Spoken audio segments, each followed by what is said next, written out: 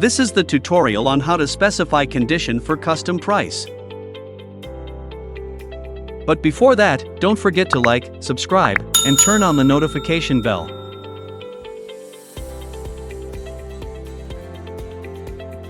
First, click on the Administration tab.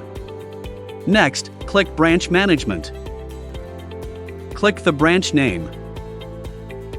At the submenu on the left, choose Products. Click on the drop-down arrow beside the product that you desire. Click Edit. At the pop-up on the right, tick Conditional.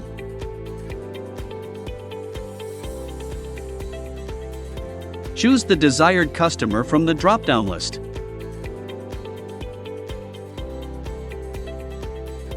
Set the price.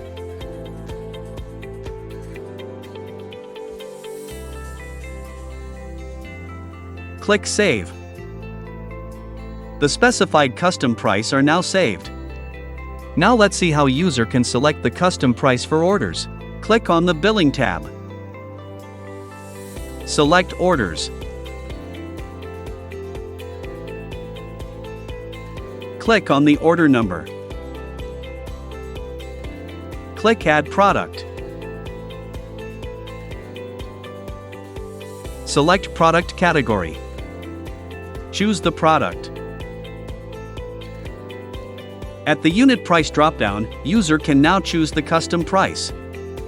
Before clicking the Save button, make sure the comments are filled, or else an error will appear. Click Save. The product are now added to the order. Thank you for watching. Here are some video suggestions that you can also watch.